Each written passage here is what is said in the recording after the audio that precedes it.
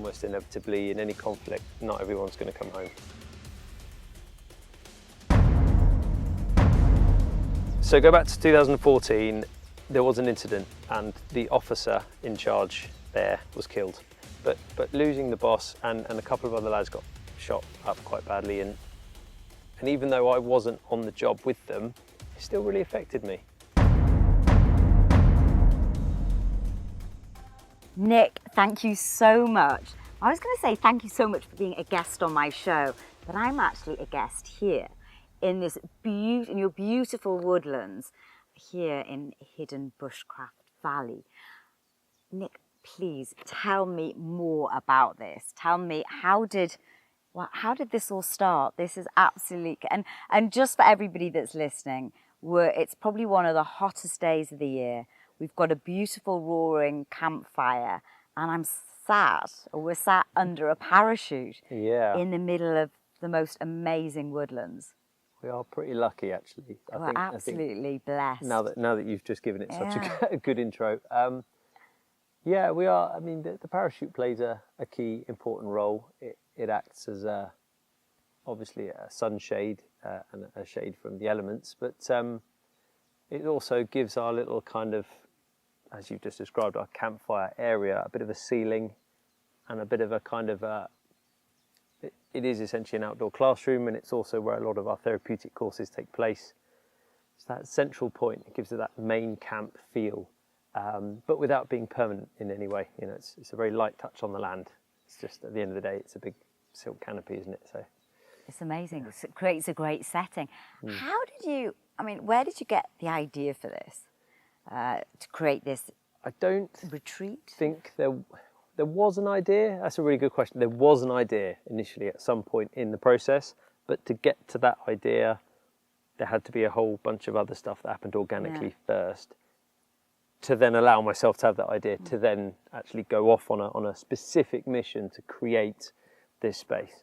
But you must have always loved living outdoors, being in the outdoors. Always. I can remember being, I don't know how young, 5, 6, 7, 8, whether I was out traipsing across the fields with a fishing rod to go fishing on a local farm, or a bit older, shooting rabbits with an air rifle, and then being shown by my granddad how to skin it and gut it, and being forced to eat the rabbit instead of rabbit spaghetti. Pie? Well, everyone else had spaghetti bolognese, and I had to eat the rabbit as my lesson for taking the life of an animal. I had to then learn, which is a fair lesson to learn. So my French grandfather made me get down to the garage and do the business and remove the jacket and gut it, and it was a bit.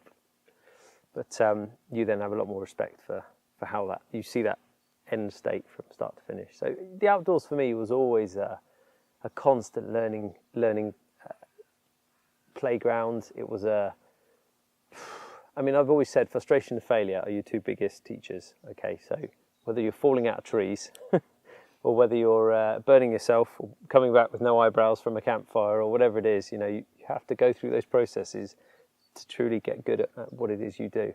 As long as you've got that burning passion, you'll keep going back at it, no matter how many times you fall off the horse. I love it. So basically what you're saying, this was a burning passion. There was a dream there that you've actually made happen.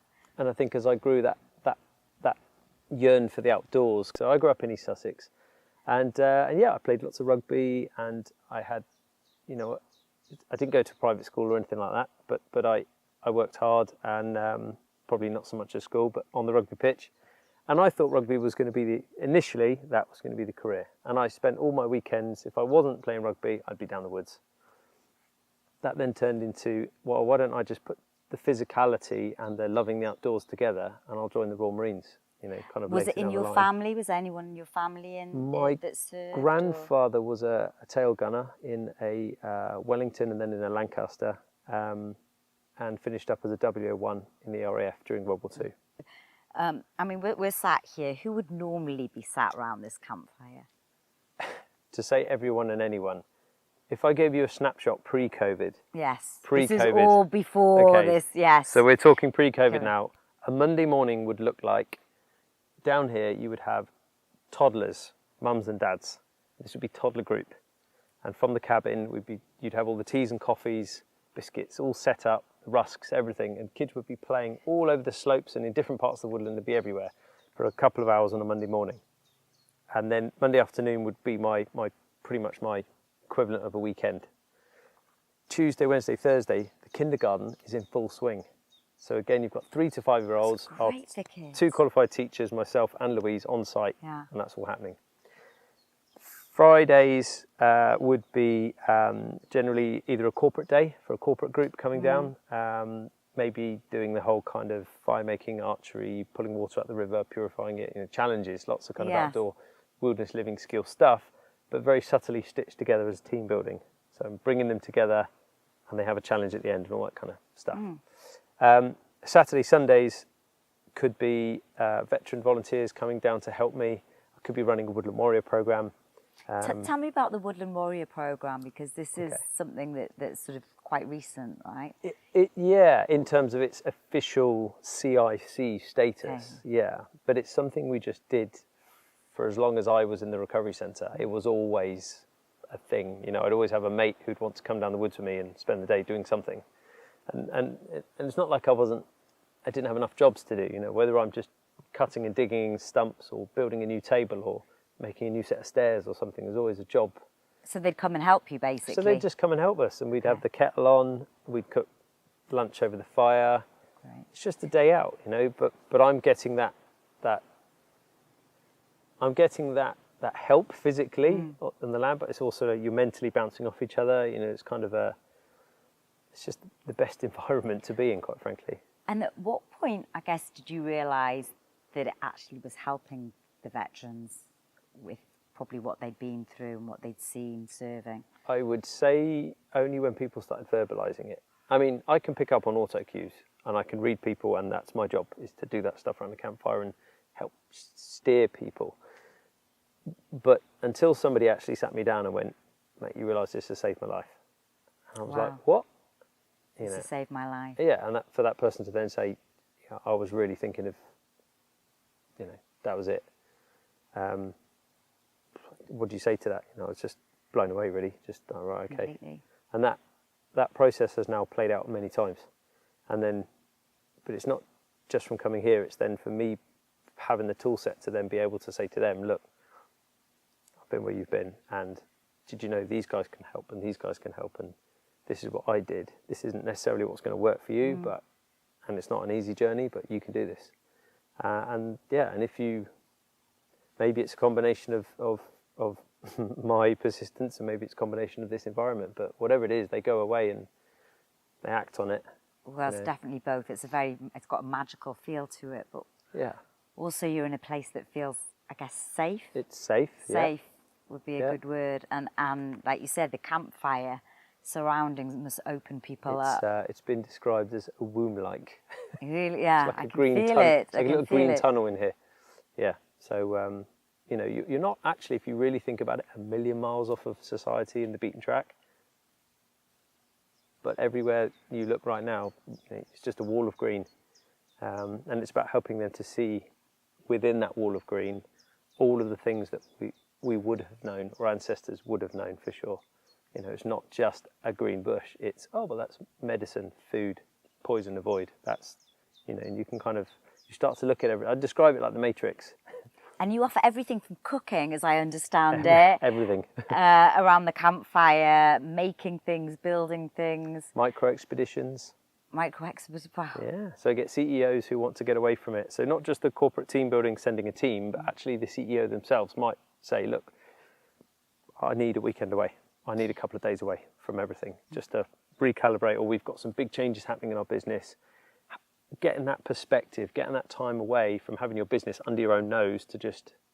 Oh, it's a great way to sort of it's let go and actually recharge the batteries, but also mentally recharge. Completely. Probably go back into a better better state. They'll start here, they'll do a bit of sort of training with me, and then it'll be rucksacks on, and I'll take them on a jaunt all the way around the valley, all the kind of best places to go, the falling waterfalls, the lake, the ancient stone circles, the Iron Age hill fort up on the 25-mile view. You can see to Wales. Yeah, it's amazing now when we walk down here. I mean, the countryside is breathtaking. It really is. But now you're branching out a little bit further, aren't you? We are. Now that COVID, now we're just coming out the other side.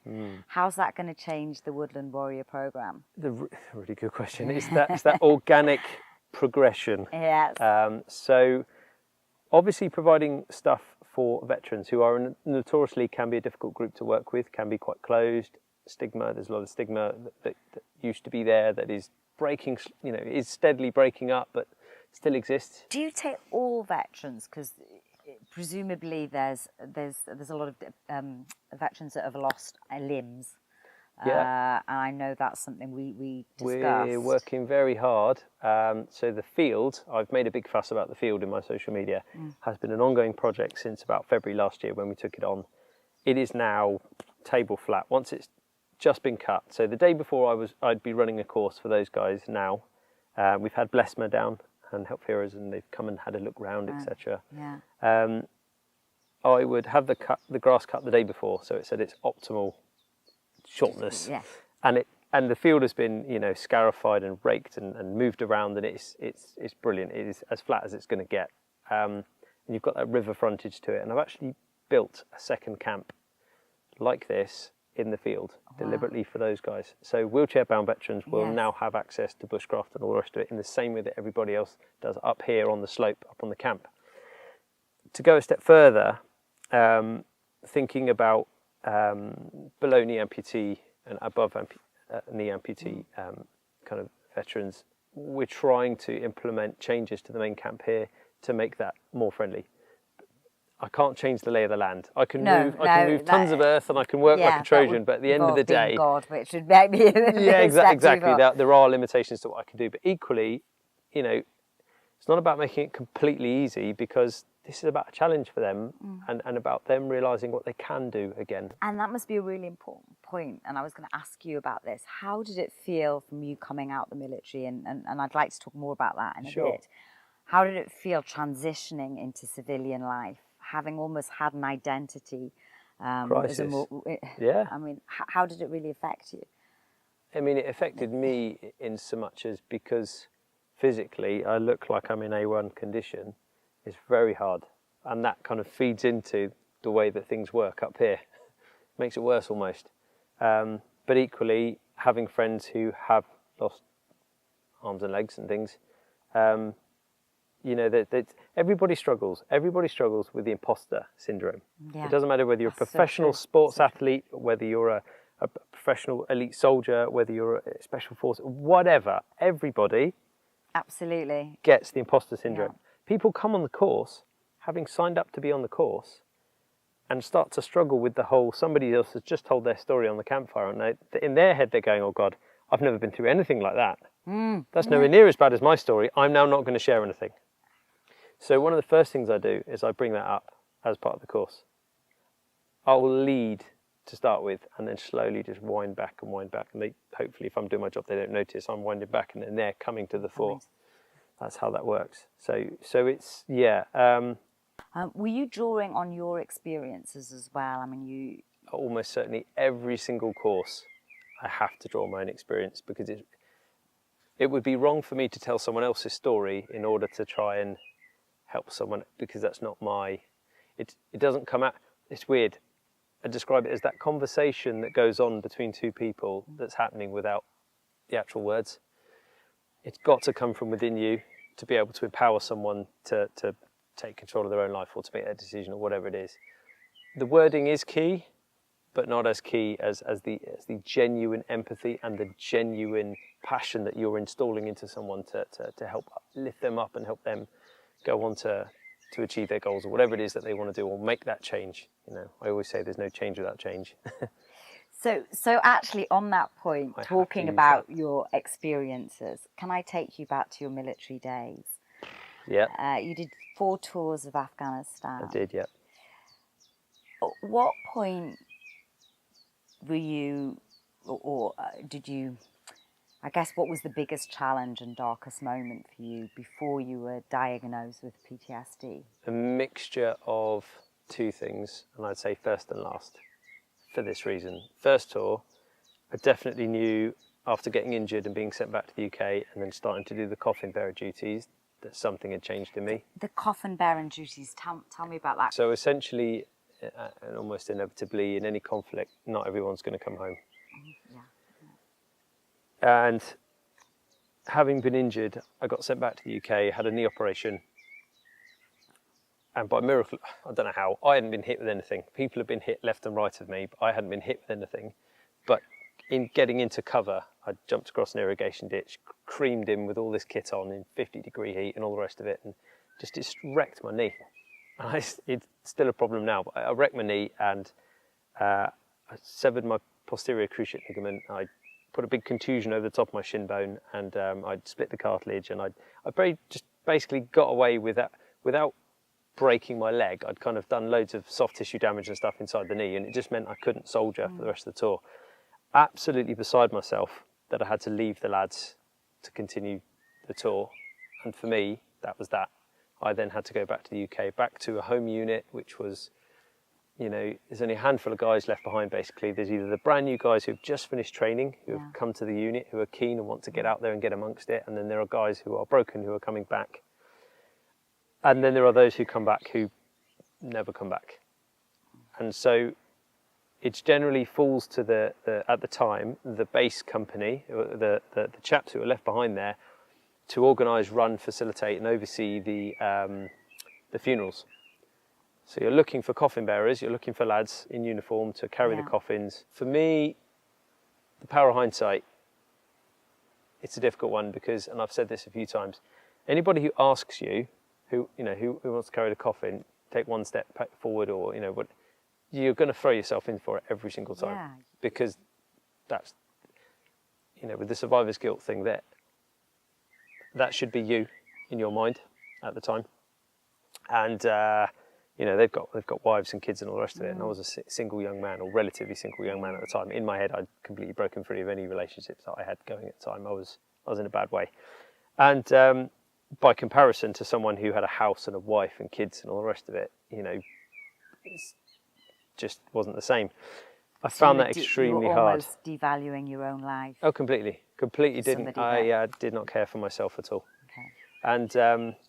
And so you go and you carry the coffin, but it's they arrive at Lynham, and you do the first process, which is carrying the coffin off, and it's very hard. And you put the body into the hearse, and it's right in front of the family. It's kind of the first time it really hits home for them.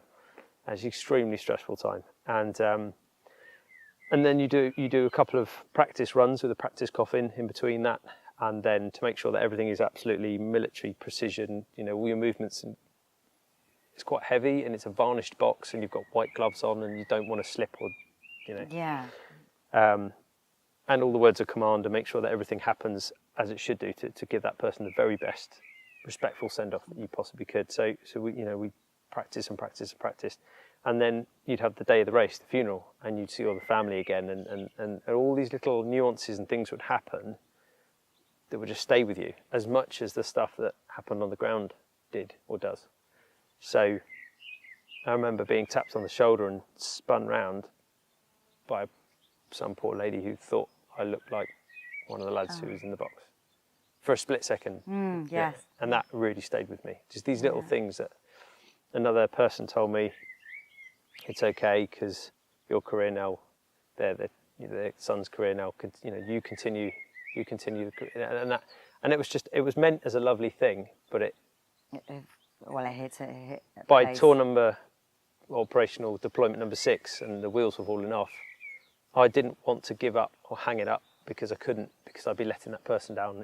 See how these things are all connected? Completely. And it is very, very hard. So fast forward to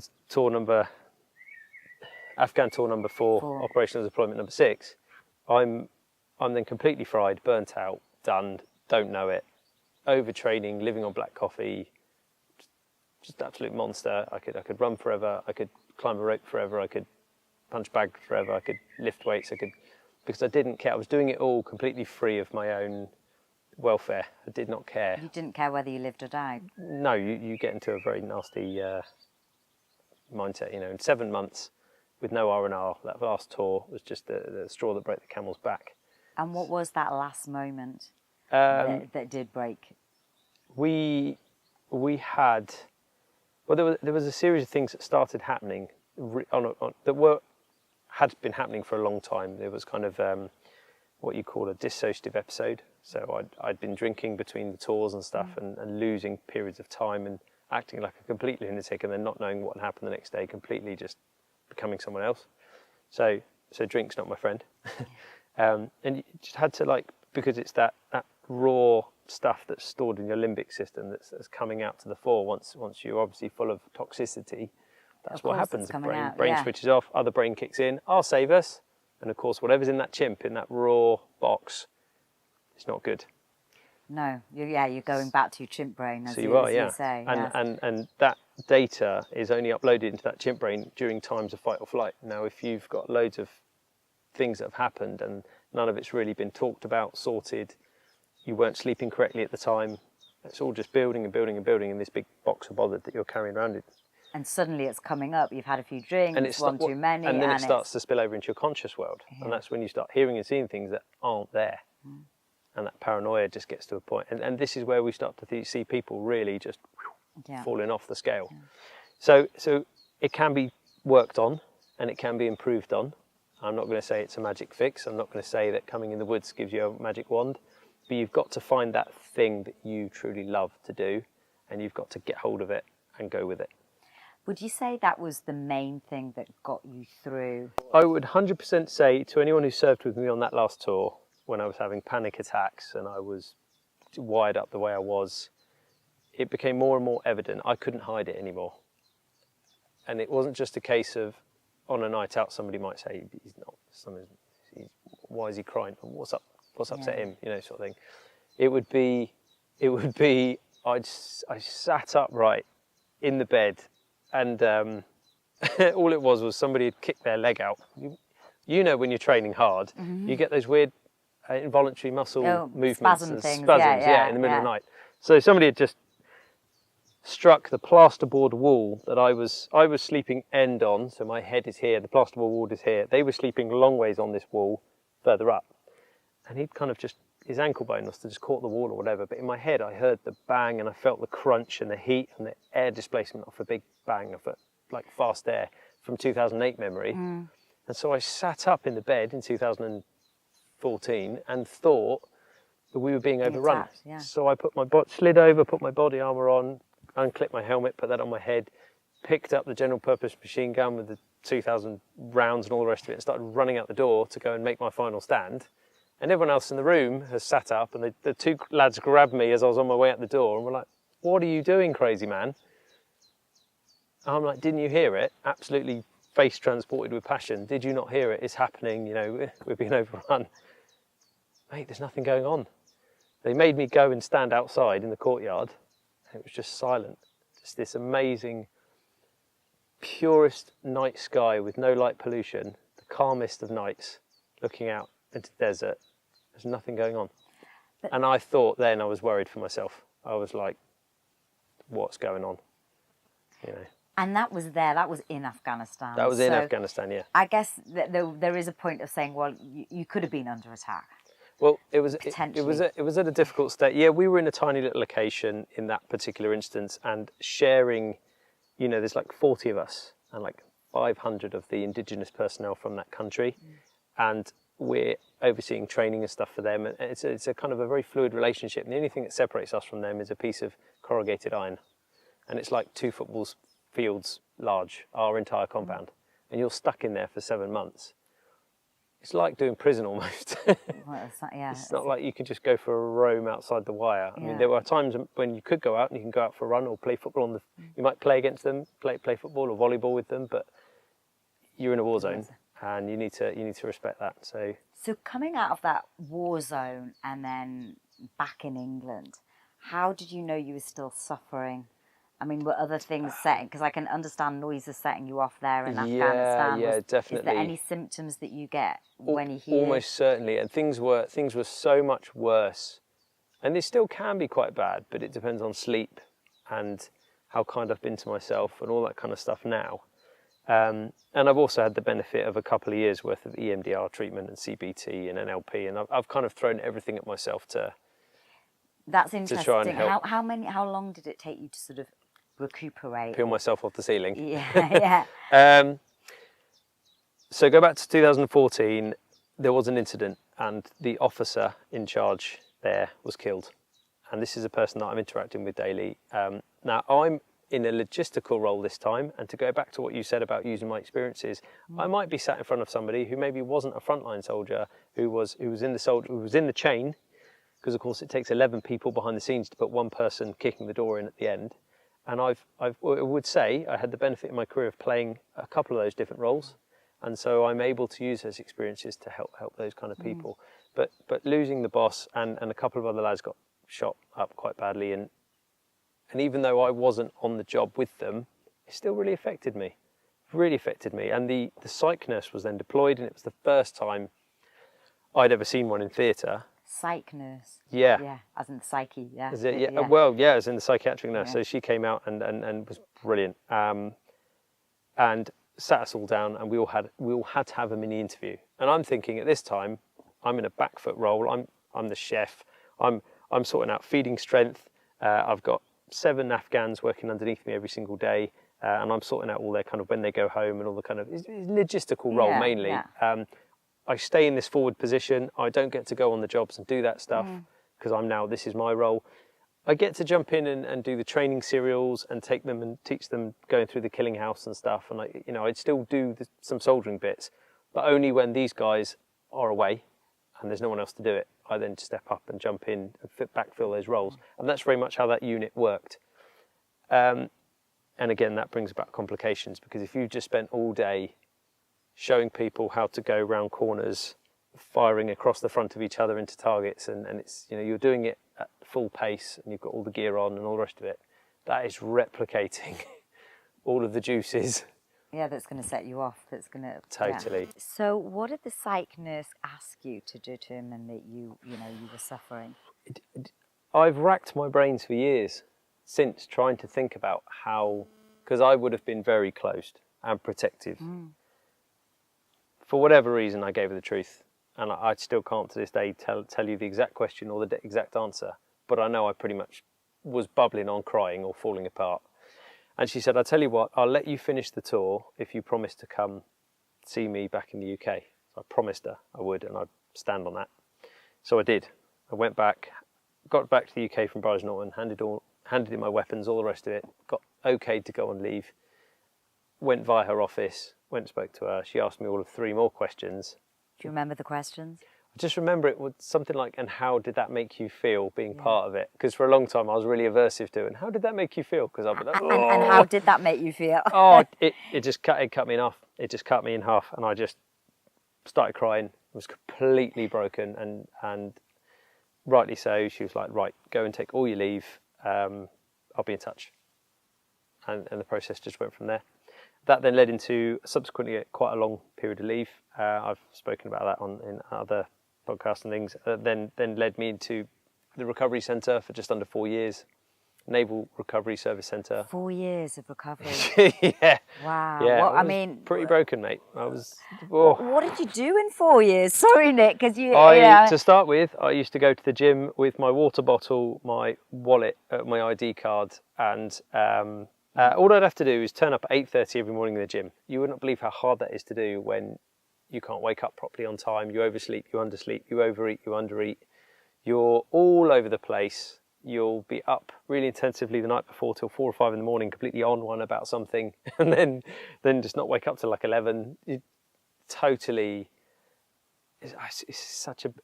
describe it, it's like your brain is like a garage full of starlings.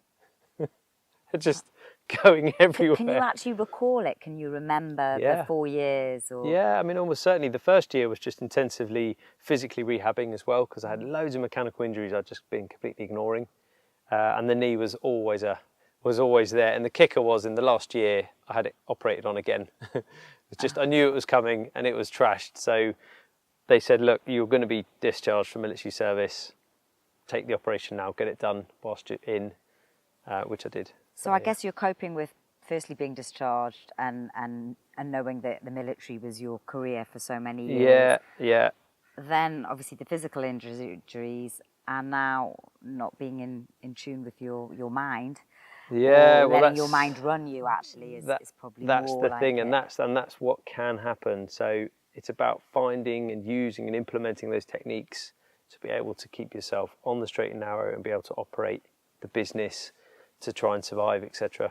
What techniques sort of stand out for you that they taught you that maybe you would think, okay, if anyone was watching this, these would be good I techniques? remember doing so many sessions on. We did one where there was a balloon in the room, and they had a pin.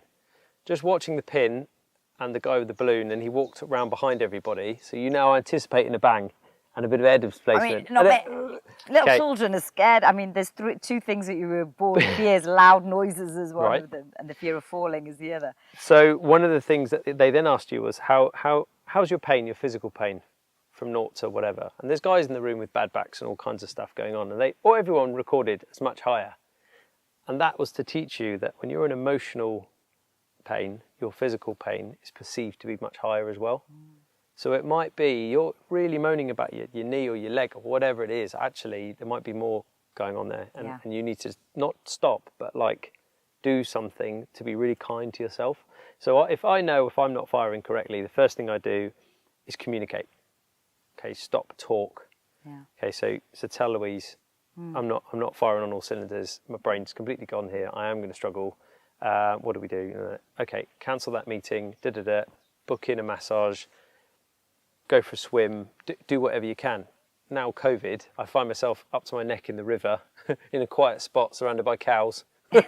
Just probably the best place to be honest. Well, I'm sure it was. You know, finding a way to kind of to chill and scale back. I might just spend the night down here next to the campfire in my little safe space. Yeah. Whatever it is, or I might pick up something and start carving, another carving project. I'll implement the outdoor skill set, the natural time-tested processes. You know, it's well-known cold water works. There's hundreds of people out there on the internet right now. You've got Wim Hof, who's like... Bin Hof. Bin Hof, yeah. yes. Everyone's doing that stuff. Yeah, they're all doing the Wim Hof stuff. Okay, so yeah, well, I've got the river. Yeah. So it doesn't get any better than that. It doesn't get any better. So it's all these kind of things, and it's just working out what works for you, and tuning that in and making it work for you. A lot of people say, well, I live in a city and there's no possible way that I could do any of that kind of stuff. And I implore people to think of ways, think outside the box to introduce a bit of nature. Yeah, you know, go to Richmond Park. I mean, I live in a beautiful part of London. In Richmond Park. Amazing. I had a walk yesterday, and there's baby deer there now. Oh, so you have these encounters, don't you? And it just makes you think, actually, everything that's going on outside in the big wide world. Yeah. The only thing that actually really matters is this moment you're in right now, the present moment. Completely. And if you can focus on that, I think, and being grateful, actually. Yep. And thinking about all the positives, rather than focusing on it. We make more of whatever we've got. Okay, whatever we're thinking about, we choose to focus on, we'll make more of. If you heard that classic story about the young native Indian brave who speaks to his grandfather and he says there's a war going on inside my mind between two wolves. No, please tell. No, but it sounds an interesting one. And grandfather, I don't know which one will win. And the grandfather says it's simple, it's whichever one you feed. Whichever one you choose to feed. Of course. Is going to survive and is going to thrive. It's going to thrive. And it's as simple as that. And it's the same with the mind. You feed that negative mind, it's going to take over and go. A lot of the stuff I do down here is based around storytelling, because our brain has been proven to light up in a different way. So you combine things like the storytelling to plant a seed. I'm not telling a story about someone, I'm telling a story about something that happened that applies to that person. But they'll then go away and then say, that story you told me, was that about me? And I'll say, no, it was about such and such, but actually it could be you. And they'll go, well, I thought about that, and then it's made me realise this. And I'll say, oh, right, okay, so what are you going to do about that now? Planting a seed. Yeah, it's that kind of thing. Yeah. Nick, what does the future hold? We're just coming out of COVID. Well, hopefully. Lockdown is starting to release, fingers crossed. Where do you sit? Where is this going? Because I can see a few things around me. Things are happening. Okay, I've been keeping the. Well, should we do the big reveal? We should do the big. I think we need to do the big reveal. Get one of the cameras to just pan onto it and back. Yeah. Ben will take that over afterwards. I've been keeping this a bit quiet from social media because I've needed to focus 100% of myself on it of late. And I'm not going to lie, it's that classic pain pleasure thing. It's secretly killing me, but I'm also secretly really enjoying it, and it will be all the more worth it, and it will have all the more impact on people's lives once it's done. So for a long time, I've had my knackered little cabin in the woods that was built from £240 worth of recycled materials. £240, wow. Of just stuff nobody wanted, and that's including the paint. Okay, and it just sat there in the woods.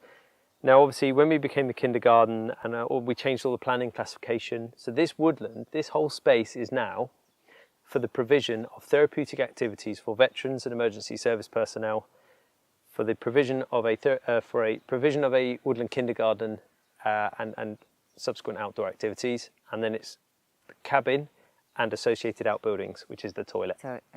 So the cabin, sadly, is not going to do another winter. After 8 winters, I got to the point, and I've made a little video which I haven't released yet, of me pushing my finger through the holes in the sides, and you can see the damp on the roof. And a few things I did, I was a bit naive. I made a flat roof, it needs a pitch. When it snowed, the roof nearly came in because of the weight. So things like that. So I approached the Veterans Foundation and said, I really, really want to be able to provide more from my little site. Okay, we're small but mighty. When I've got people down here who've got terrible backs and things like that, I want to be able to have somewhere that they can have or bring their families and an experience that is better than just me giving them a camp bed or a hammock or something. So I wanted to use that cabin, which previously just about I slept in from time to time, and it's got a little sink, and I wanted to make it better, bigger, better, just better in general. So we got a grant from those guys, and I am working the angles with loads and loads of local suppliers. I can't tell you, there's a list of local suppliers from within this area who we are working with to help us, everyone from building merchants to roofing companies to tool hire to all sorts, who have helped to come reduce the price or help us out or do something. And I'm going to put a plaque up in there to say thank you to all those companies and businesses to show. And if you want us to name any in the show notes as well, we'll put all of that in the show notes as well. That'd be incredible, thank you. So that's happening, and we're about just over a quarter of the way through the build, and it's exciting. So have you got a launch date, or have you got a sort of? Well, we're playing it by COVID, but I would like to see the shell up and most of it in by September. And you're going to be offering this to key work, So the key workers thing is happening locally in our area. There was a local fund available for a CIC, which we are, so we applied and we got it. So we can now provide things for our post office workers who are run off their feet, the local shop owners, all the kind of key workers. Everyone that's been affected. Emergency services, obviously NHS, and the people you'd kind of think of to start with. But then there's also a whole other bunch of key workers that make the whole machine work. And they're crying out for some time out. So if I can provide the same formula that the veterans get for the rest of the world, because we're all only human, that'd be amazing. And that's going to happen. Nick, I've enjoyed this so much, and especially being here and in the nature, it's absolutely wonderful. Thank you very much for coming out to see us. We are going to put, where can people find out about you more, your website, and all your social media links in the show notes. Thank you. But I've come to my last question, which is, if you were to write a message in a bottle for future generations to find, what would that message be? So many things jump to my mind. I would have to say something that made me giggle recently, and I think that maybe some of our younger generations are missing slightly. The secret is, there is no secret. You have to do the work. I love it. Nick, thank you so much for being a guest on my show in this beautiful environment. Thank you for being here. It's really kind of you. Hope you enjoyed the show. Remember, there's a new interview out every Monday, so hit subscribe and like, and you'll get it straight into your inbox.